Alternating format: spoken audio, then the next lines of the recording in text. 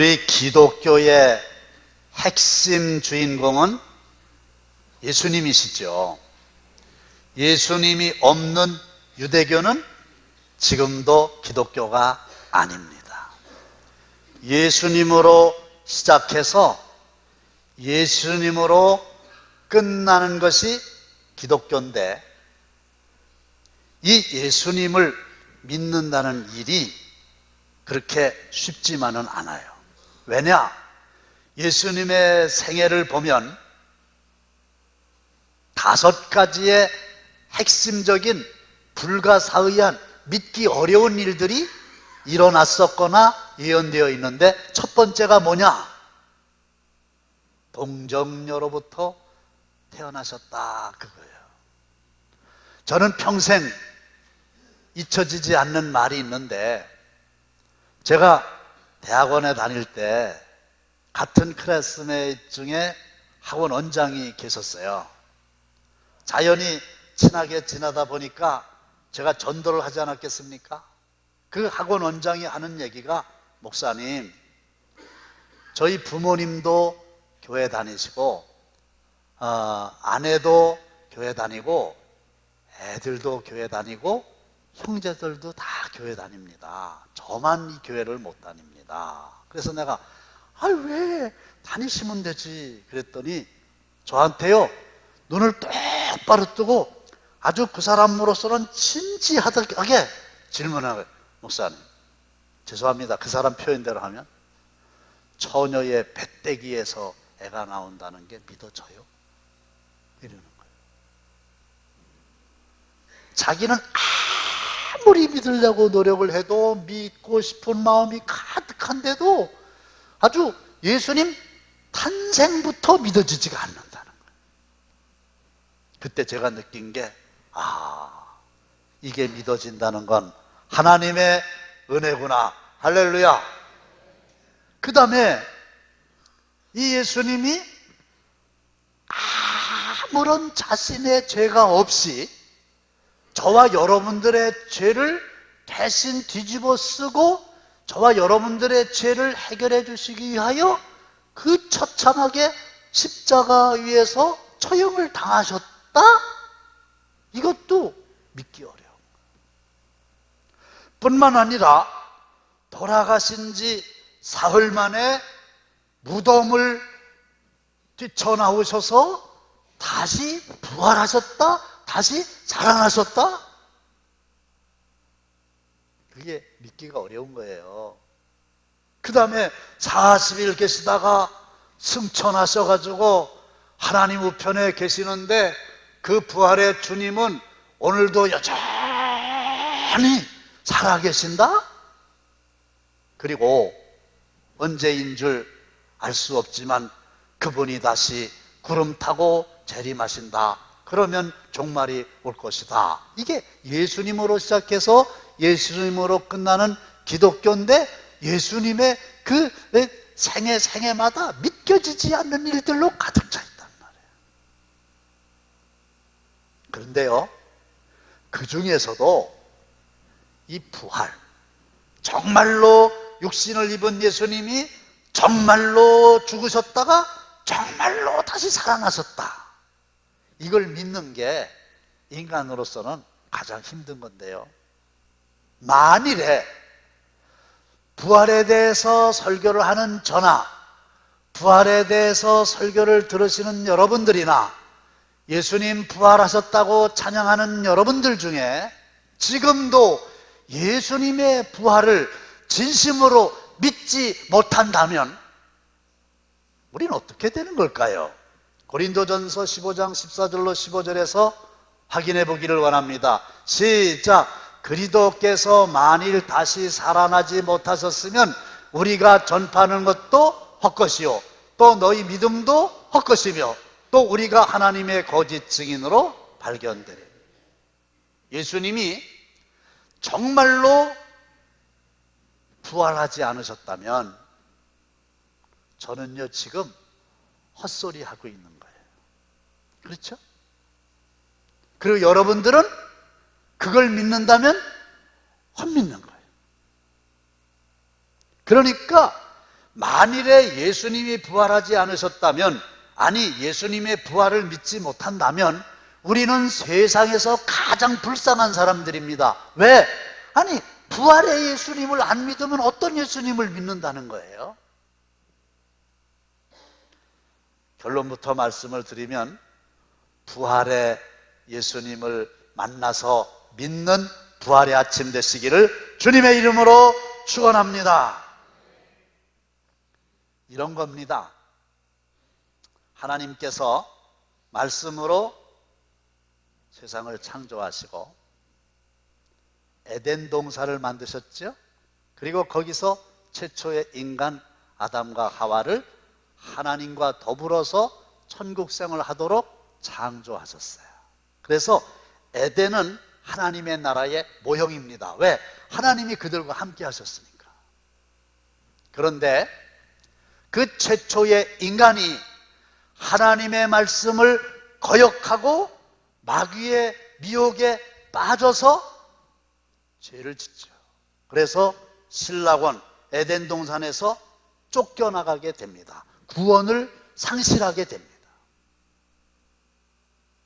그때에 하나님께서 범죄하여 낙원을 잃어버린 인간들을 다시 구원하시겠다고 창세기 3장 15절에서 최초로 약속을 하십니다.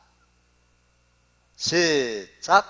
내가 너로 여자와 원수가 되게 하고 내 후손도 여자의 후손과 원수가 되게 하리니 여자의 후손은 내 머리를 상하게 할 것이요 너는 그의 발꿈치를 상하게 할 것이니라. 요게 오실 메시아를 최초로 예언한 거예요. 누구에게 한 거예요? 뱀에게 하신 거예요. 너로 여자와 원수가 되게 하고 내 후손도 여자의 후손과 원수가 되게 하리니. 여기서 예수님이라고 대답하세요. 여자의 후손이 누구를 가리키는 말일까요? 그게 예수님이에요. 왜? 동정녀로부터 태어났잖아. 이미 창세기 3장에 범죄한 직후에 하나님은 메시아를, 하나님의 아들을, 구원자를 보내주시겠다고 약속을 하신 겁니다. 여자의 후손은 내 머리를 상하게 할 것이요. 예수님이 사단 마귀의 머리를 상하게 하고 마지막 날에 철장 권세로 그들을 다 부셔버리겠다고 약속하셨잖아요. 너는, 마귀는 그의 발꿈치를 상하게 할 것이니라. 이거는 바로 마귀에게 속은 인간들이 예수님을 십자가에 못 박아가지고 발꿈치를 못으로 박은 거를 이미 보여주는 거예요. 그리고요, 이 창세기 3장 15절 이하에 보면 구약에는 곳곳에 메시아가 오게 될 거다, 구원자가 이 땅 위에 오게 될 거다, 하나님께서 메시아를, 하나님의 아들을 보내시게 될 거다, 그런 얘기들로 가득 차 있습니다. 그래서 구약의 주제를 오실 메시아, 앞으로 메시아가, 구원자가 오실 것이다, 그거를 여러 군데서 예언을 해 놓으셨어요. 그리고 구약의 선지자들과 구약시대의 백성들은 학수고대 메시아의 탄생만을 기다립니다. 메시아는 구원자니까 모든 문제를 다 해결해 주실 분이시니까 예언이 돼 있으니까 얼마나 메시아를 애타게 기다렸겠어요? 근데 우선 갈라디아서 4장 4절 읽겠습니다. 시작. 때가 참에 하나님이 그 아들을 보내사 여자에게서 나게 하시고 율법 아래에 나게 하신 것은, 할렐루야, 뭐가 찼어요? 때가 찼어요. 하나님의 때가 찼어요. 그 다시 보여주세요. 그러니까 하나님은 약속하신 대로 하나님의 아들을 보내주시는데 여자에게서 나게 하시고, 보세요, 네? 정말로 창세기 3장에 예언하신 대로 동정녀 마리아로부터 태어나게 하셨잖아요. 그리고 율법 아래에 나게 하셨다는 말은 구약의 율법에 여러 가지 메시아에 대한 예언이 있는데 그 예언대로 태어나신 거예요.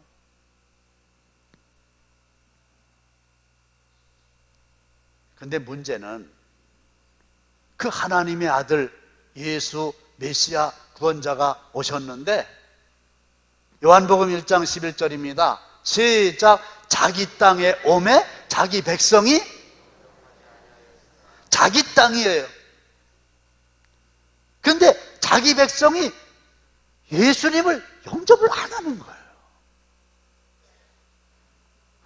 하나님의 아들을 하나님이 때가 참에 약속대로 구원하려고 보내주셨는데, 그 백성들이 예수를 영접하면 하나님의 자녀가 되는데 예수님을 영접을 하지 않는 거예요. 왜 영접을 안 합니까?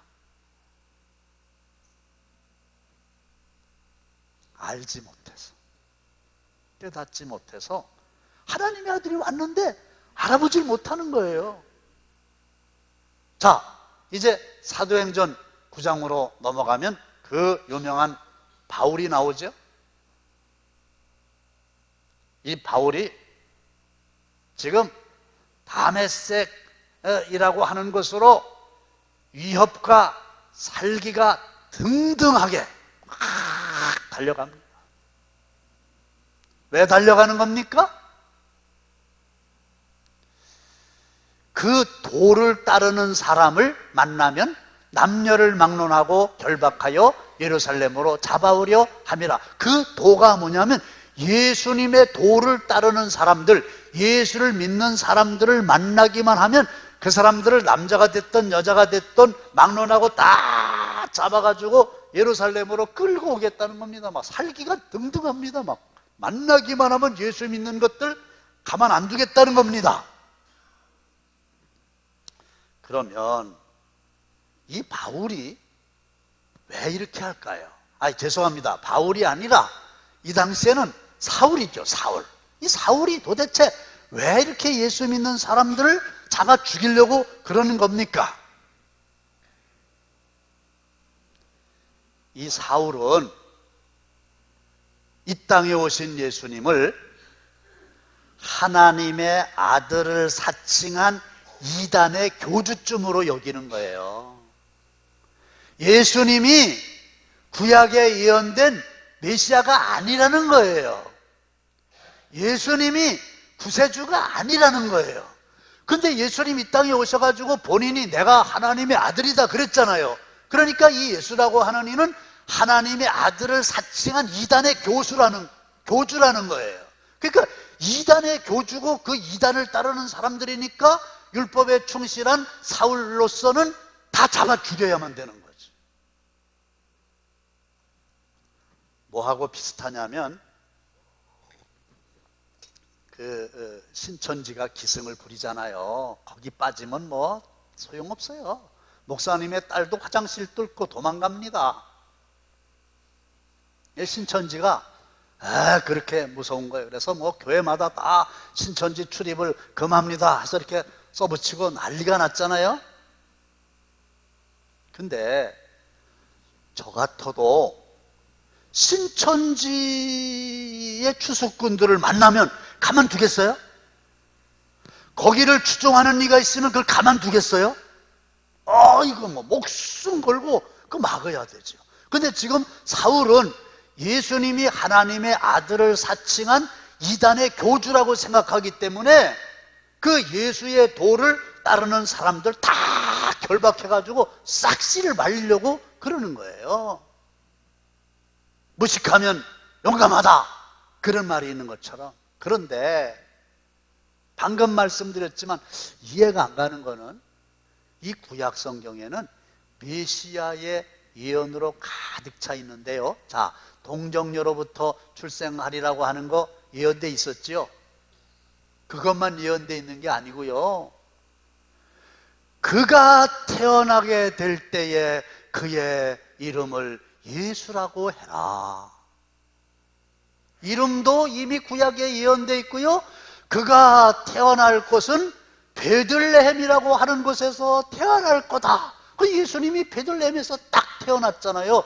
베들레헴이라고 하는 말이 떡집이라는 뜻이에요. 그리고 예수님은 생명의 떡이잖아요. 생명의 떡이 베들레헴 떡집에서 태어나셨단 말이에요. 그래서 나는 생명의 떡이다, 그렇게 말씀하셨는데 그게 구약에 다 예언이 돼 있어요.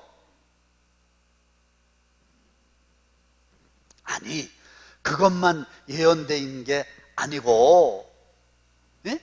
헤롯으로부터 수많은 어린이들이 희생을 당하게 될 거다, 라마의 슬픔이 오게 될 거다, 그것도 예언되어 있고요.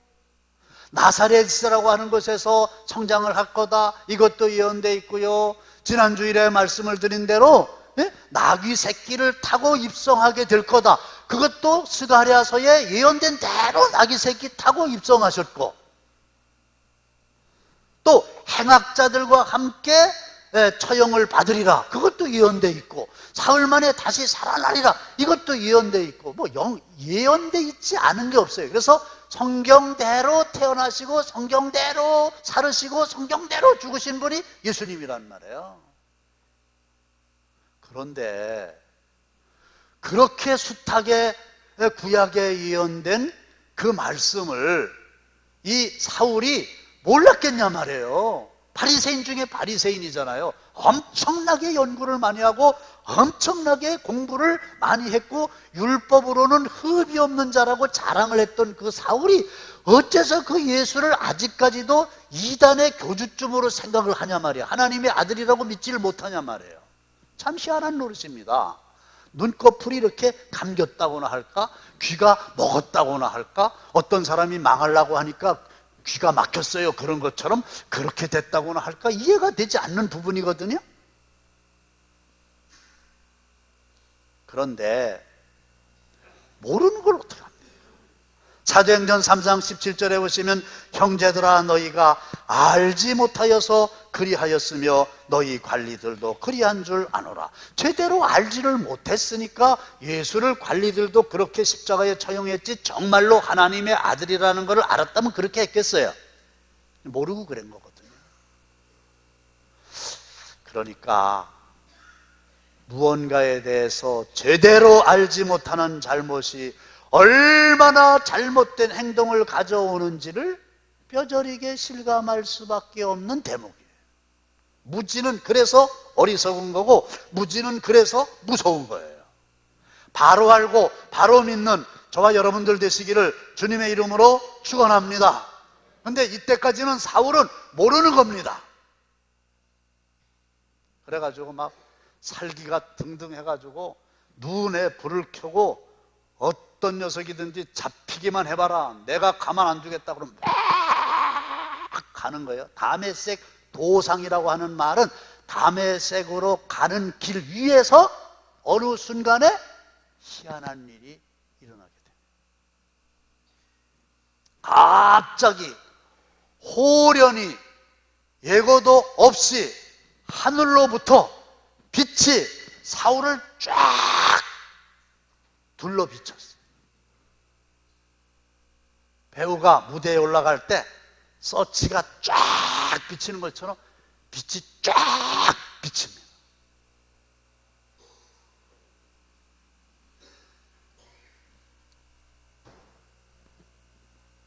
그래서 땅에 엎드러집니다. 눈이 멉니다. 근데 소리가 들려요. 근데 이 소리는 사울만 들었다고 했어요.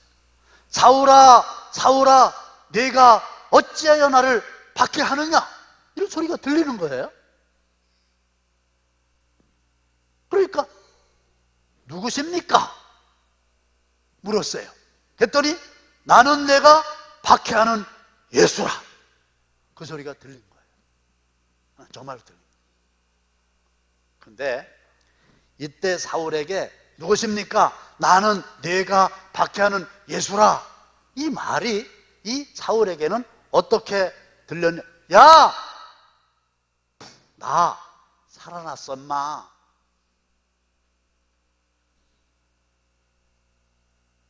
나 살아있어 인마.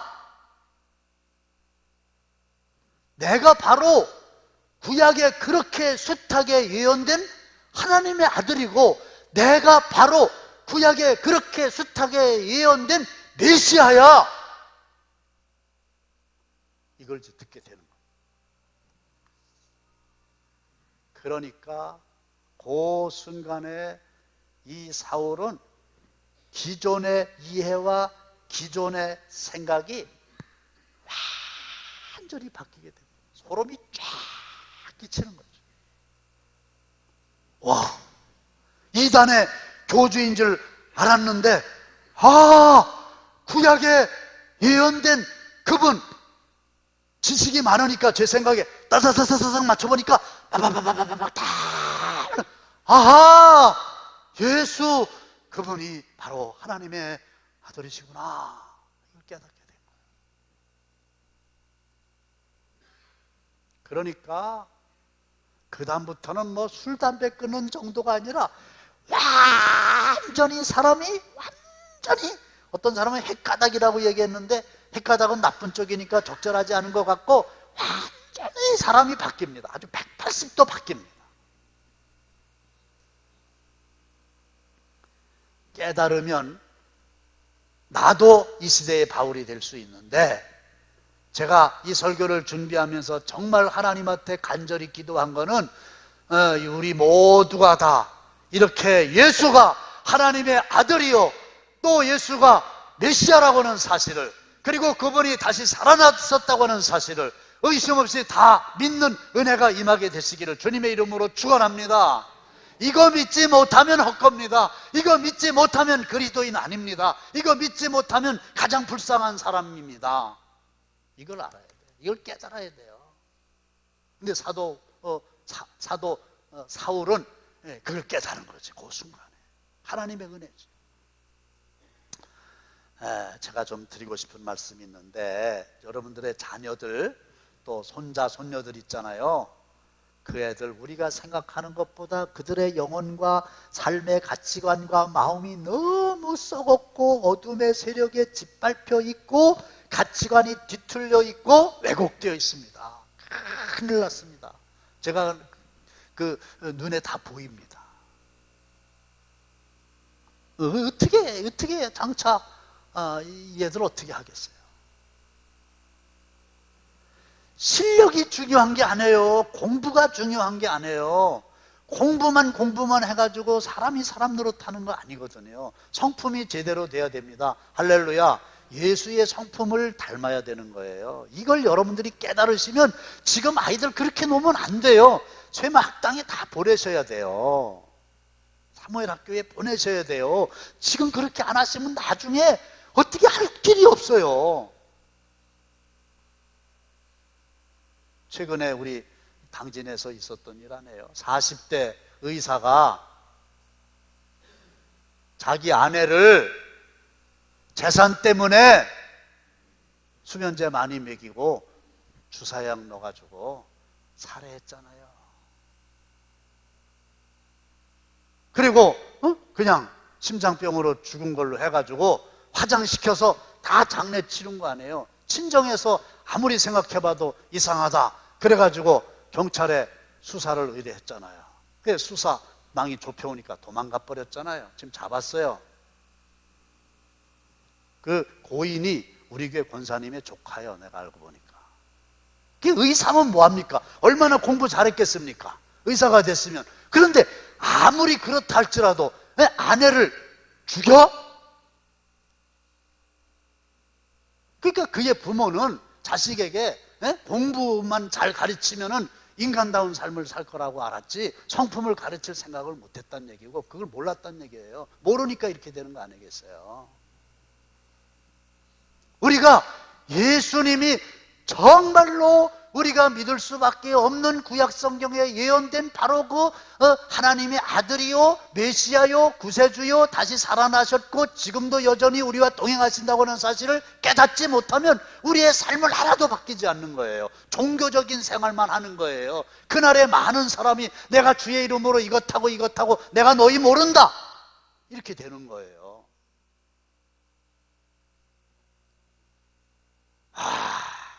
19절에 보면 음식을 먹음에 강건하여지니라 이랬는데, 음식을 먹으니까 몸에 이제 힘이 돌아왔다는 얘기인데, 저는 그렇게만 안 읽혀지는 거예요. 이 사도 바울의 몸과 정신과 영이 완전히 강력해져 가지고 눈에 불이 딱 들어오고, 그 다음부터 그가 어떻게 합니까? 내가 달려갈 길과 주 예수께 받은 사명, 곧 하나님의 은혜의 복음을 증언하는 일을 마치려 하면은 나의 생명조차 조금 더 귀한 것으로 여기지 아니하노라.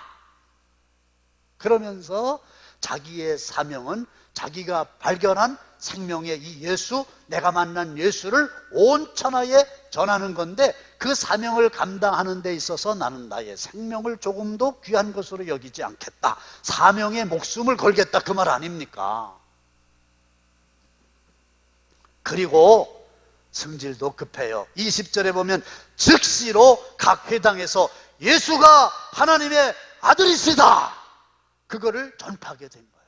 자기가 만났으니까. 예수가, 너희들이 잡아 죽인 예수가 하나님의 아들이야, 그분이 메시아야, 그분이 다시 살아나셨단 말이야. 그리고 아라비아에서 3년, 길리기아 다소에서 잃어버린 13년, 도합 20년의 학문적인 연구로 구원론을 완성하여 그 구원론을 전 세계에 전파하는데 위대한 삶을 송두리째 바치게 된 거죠. 공부를 많이 한 사람이니까 완전히 구원론을 다시 정리를 딱 해갖고 혼자서 신약성경의 절반을 다 쓰는 기염을 토하게 된 거죠. 그리고 1차, 2차, 3차 세계 전도 여행을 하는 거죠. 그러면서 만나는 사람에게마다 지금도 살아계셔서 나와 함께 하시는 그 부활의 예수의 이름을 힘입어서 은혜의 복음을 증거하잖아요. 이때부터 유대교는 기독교로 돌아오게 된 거죠. 그러니까 막 듣는 사람들이 헷갈리는 거예요. 야, 이 사람 웃긴다. 이 사람이 예수 믿는 사람들 잡아 죽이려고 여기 온 거 아니야. 근데 저가 이제 예수가 하나님의 아들이라고 그러니까 놀라는 거예요. 그리고 당혹하는 거예요. 예수가 그리스도다. 22절에 이럴 때 딱 보여주면 얼마나 좋을까요?